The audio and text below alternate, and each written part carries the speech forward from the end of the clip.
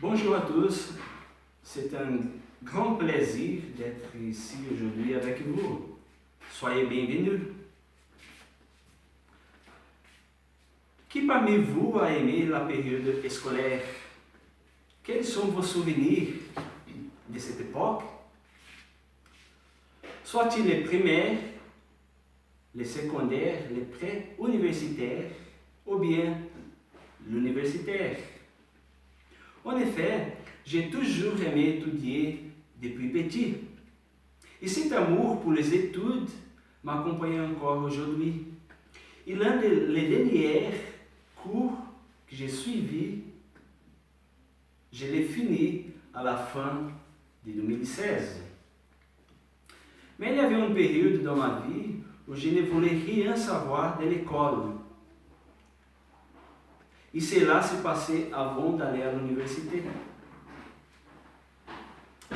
À cette époque-là, je n'avais aucun intérêt d'étudier pour réussir mes examens. Au lieu de me décider, ou bien dédier pour aller à l'université, j'ai préféré m'amuser. Donc, ces choix ont eu des conséquences. Ce n'était pas du tout agréable. Heureusement, je me suis réveillé vite pour rattraper les temps perdus et obtenir les bonnes notes que j'avais besoin. La morale de l'histoire ici, mes frères et sœurs, c'est que nous récoltons ce que nous sémons. Et c'était exactement sur ce thème dont je vais vous parler aujourd'hui, la loi de la récolte. Ce que l'homme sème, il le récoltera aussi. Cela, c'est l'énoncé de la loi sur la sémence et la récolte. Lorsque l'apôtre Paul a écrit cette perle aux Galates, il ne cherchait pas à instituer ou bien créer rien de nouveau. Il n'énonçait qu'une loi large connue dans la société agricole de l'époque. Alors, il a écrit ce qui était évident. Mais même étant une vérité si évidente, beaucoup de monde n'ont pas conscience du potentiel de bénédiction ou bien de la malédiction qu'elle contient en fonction de l'essence de la graine semée.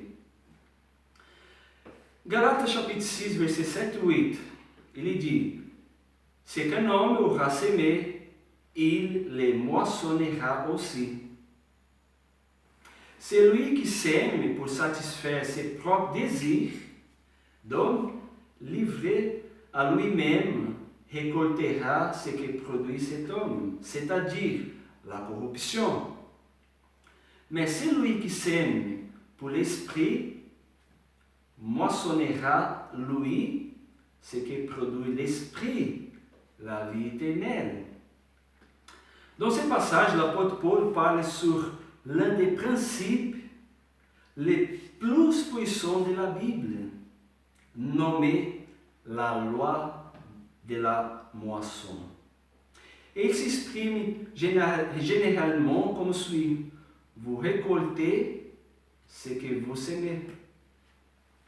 La loi de la moisson est autant une loi naturelle qu'une loi spirituelle.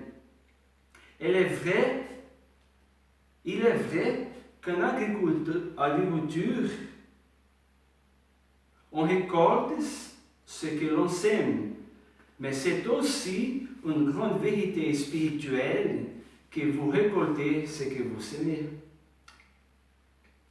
Regardons maintenant cette loi irréfutable sous 2 angles différents. Première, ce que nous sommes aujourd'hui est le résultat des choix que nous avons faits dans le passé. Notre vie aujourd'hui est essentiellement la moisson de nos habitudes, de nos attitudes et de nos décisions passées.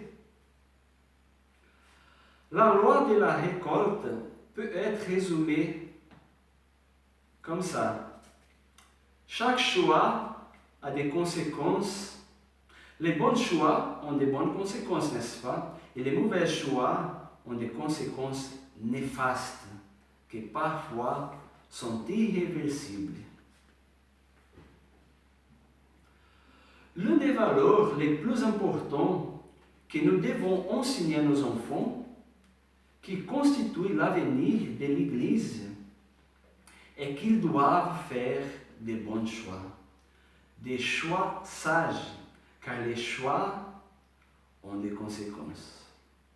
Mais ce qui est vrai pour nos enfants l'est aussi pour nous, les adultes, les parents.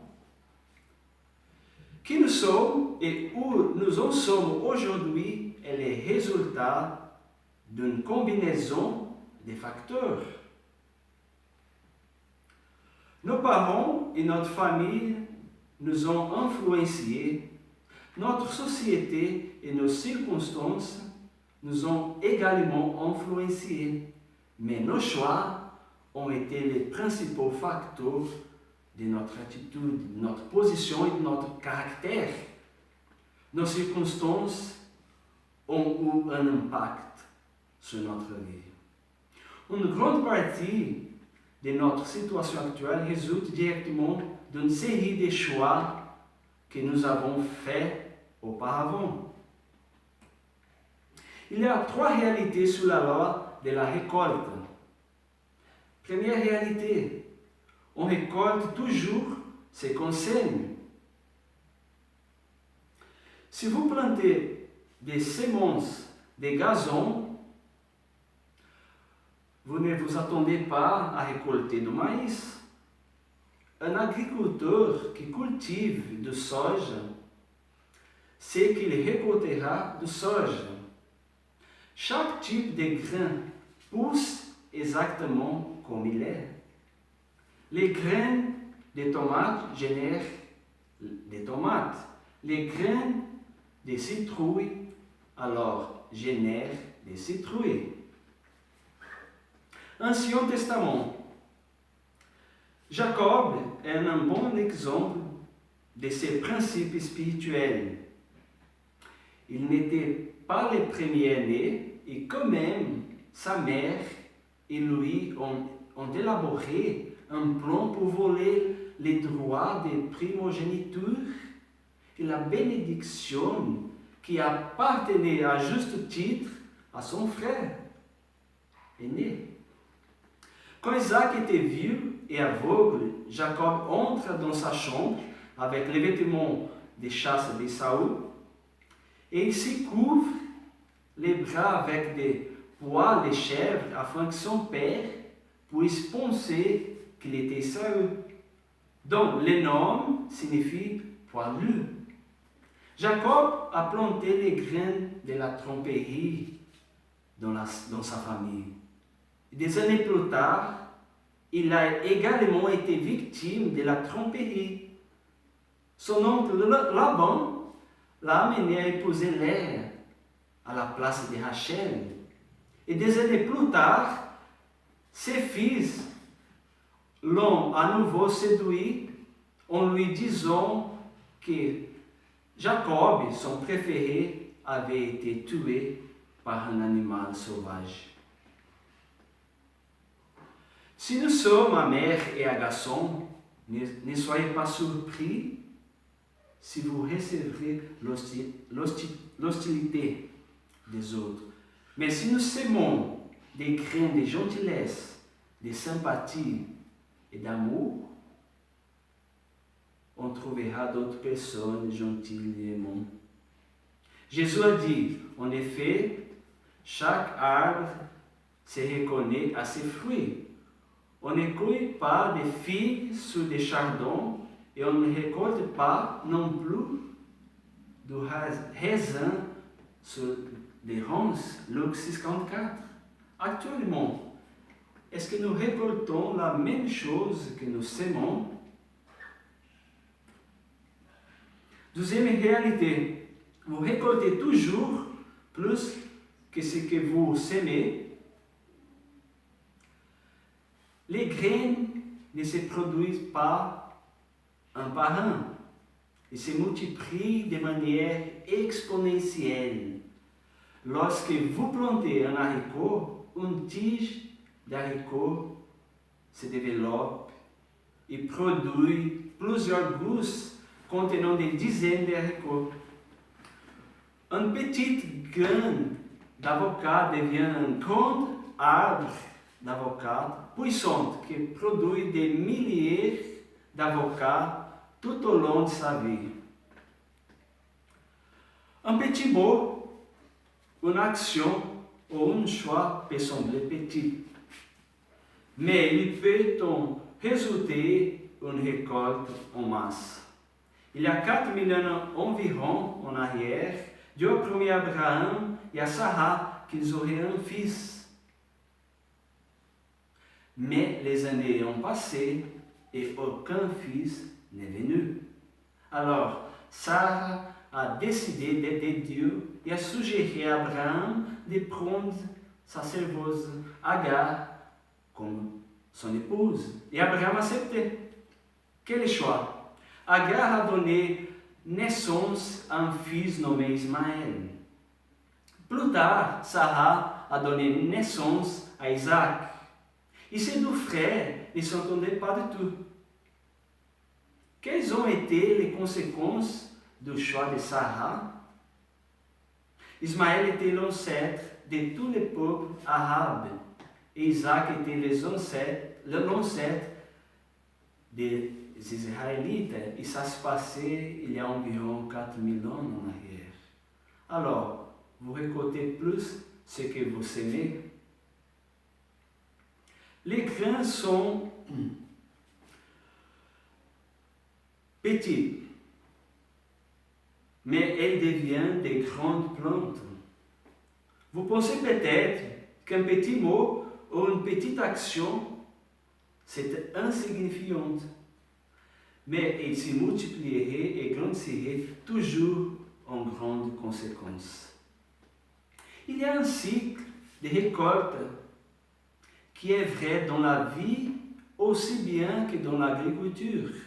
S'aimer une pensée, récolter un acte. S'aimer un acte et récolter une habitude. S'aimer une habitude et récolter un caractère. S'aimer un caractère et récolter un destin. Vous allez récolter toujours plus que ce que vous plantez. Troisième réalité, vous récoltez toujours après avoir sémé. Vous vous souvenez de l'histoire de Jean et les haricots magiques? Dans cette histoire, les haricots magiques qu'il avait achetés sont devenus une énorme tige d'haricots pendant la nuit. Mais cela, c'est un conte de fées. Lorsque vous plantez une graine, il ne pousse pas immédiatement dans le sol, n'est-ce pas? Il faut du temps pour qu'une graine devienne une plante. Il faut de la patience pour être un bon agriculteur, car il faut attendre la récolte. Sur le plan spirituel, les choix que vous faites peuvent ne pas avoir de conséquences immédiates.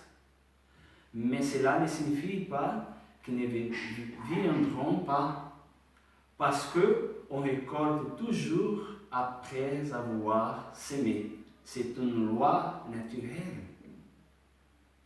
Bien entendu, la loi de la récolte ne s'applique pas seulement aux individus. Elle s'applique également aux nations.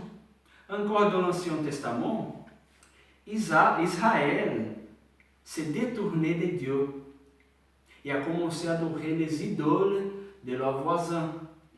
Les résultats fut une calamité nationale. Dieu parlait à travers le prophète Osée ces paroles.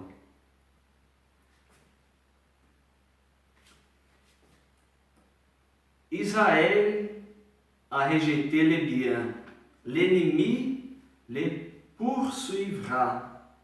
Ils ont établi des rois sous mon ordre et des chefs à mon issue. Ils ont fait des idoles avec leur argent et leur or. C'est pourquoi ils seront anéantis.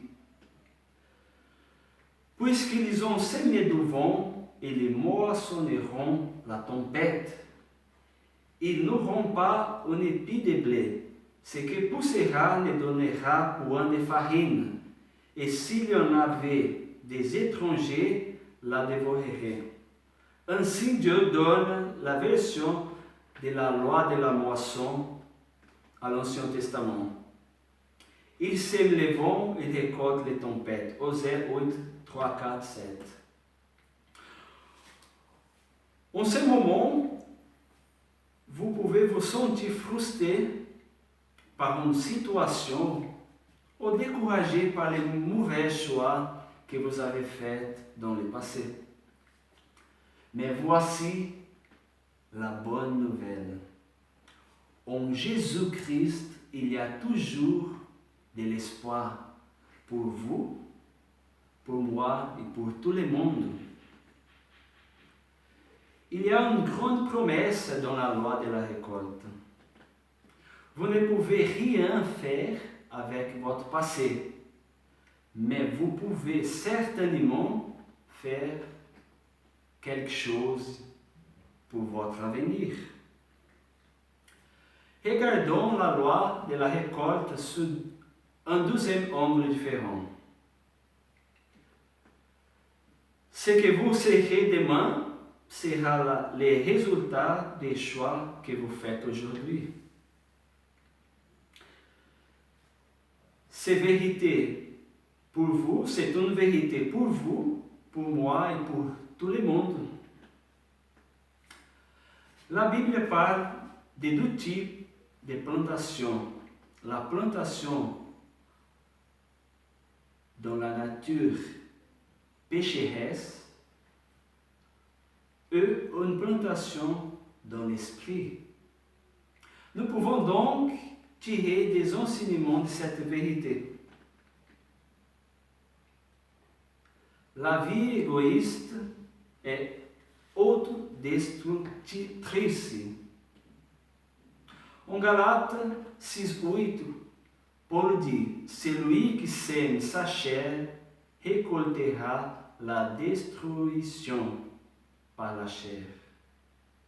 Quelqu'un a dit que beaucoup de gens passent la semaine entière à semer des herbes sauvages et puis viennent à l'église le dimanche pour prier pour l'échec de cette récolte. Un érudit du Nouveau Testament a écrit: semer dans la chair, c'est plaire la chair. C'est acaresser la chair au lieu de la crucifier. Les graines que nous sémons sont en grande partie des pensées et des actions.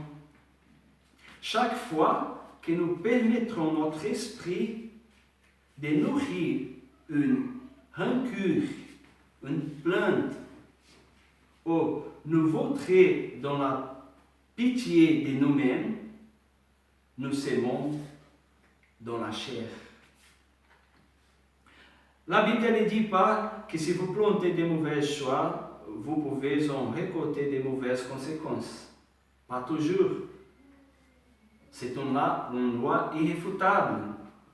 C'est pourquoi l'apôtre Paul a commencé ces versets avec l'avertissement suivant.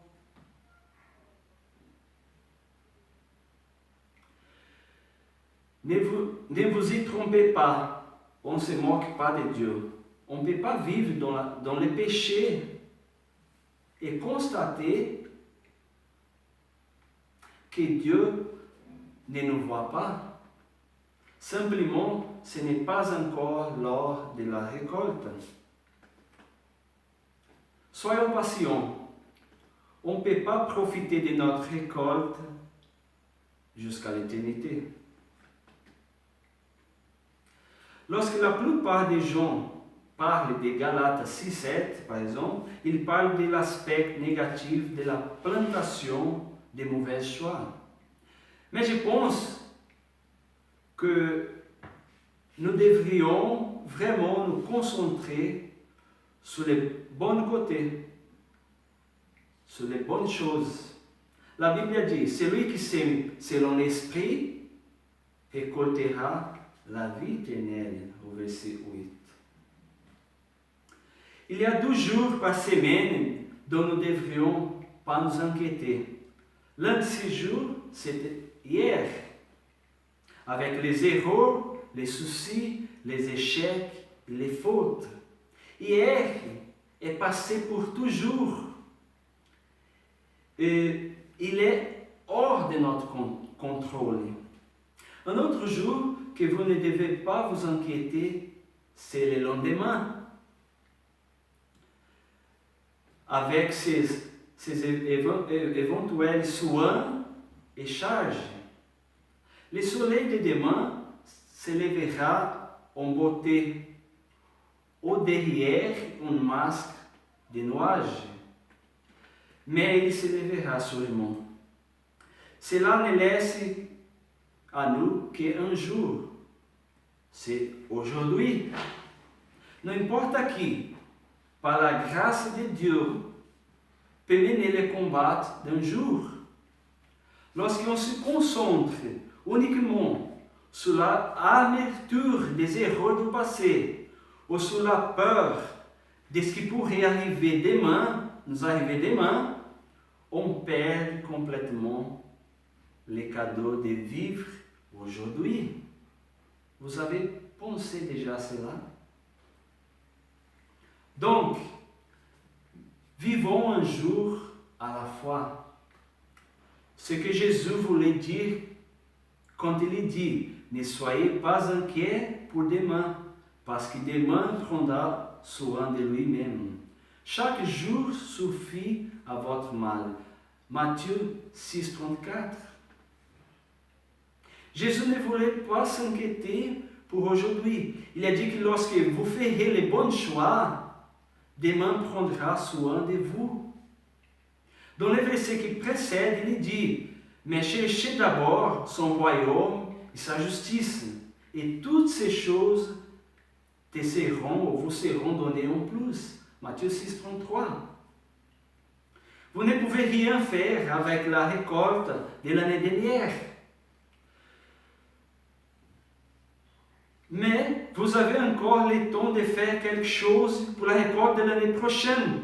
La Bible dit, ne nous lassons pas de faire le bien, car nous moissonnerons du temps convenable, si nous ne relâchons pas. Si vous ne plantez que pour pouvoir récolter pour vous-même, vous avez manqué le point. On plante de bons choix pour que les autres qui viennent après nous aient une bonne récolte. Qu'est-ce que nous laisserons, nous, à nos enfants et nos petits-enfants? Notre avenir, il est basé sur les choix que nous faisons aujourd'hui. Et ce que les églises seront dans 20 ans est basé sur les décisions que nous prenons aujourd'hui en tant que chrétiens. Si nous nous isolons de Dieu, de notre vie publique, nos enfants et nos petits-enfants récolteront une moisson amère. Continuons donc à planter de bonnes graines, de bons choix, menant à de bonnes habitudes, ce qui conduit à une bonne récolte. Ne vous découragez pas si vous ne voyez pas la moisson de vos efforts dans cette vie. Si vous plantez de bonnes graines, il y aura une récolte de bénédictions. Vous ne les verrez peut-être pas avant d'arriver au paradis, mais il y en aura d'autres qui bénéficieront de vos choix aujourd'hui. Quel genre de graines laisserons-nous aux autres? Aujourd'hui, nous bénéficions des avantages du service et du sacrifice des générations qui nous ont précédés. Nous avons atteint la bonne nouvelle de Jésus, la nouvelle vie que nous recevrons en Jésus à travers des graines semées dans le passé longtemps, grâce aux gens qui ont cru et s'est sacrifié pour Jésus. Qu'allons-nous laisser derrière nous? Les sacrifices, les services en tant que fidèles? Alors, soyons fidèles et patients, persévérons dans la bonne sémence, car on ne peut pas avoir la récompense d'une bonne récolte avant d'atteindre le ciel. Alors, je souhaite à vous tous une semaine bénie par notre Dieu et notre Seigneur Jésus-Christ, et que nous puissions nous concentrer davantage sur ce que nous sommes en train de s'aimer aujourd'hui en tant que chrétiens. Que Dieu vous bénisse à vous tous. Bon dimanche, bonne semaine. Amen.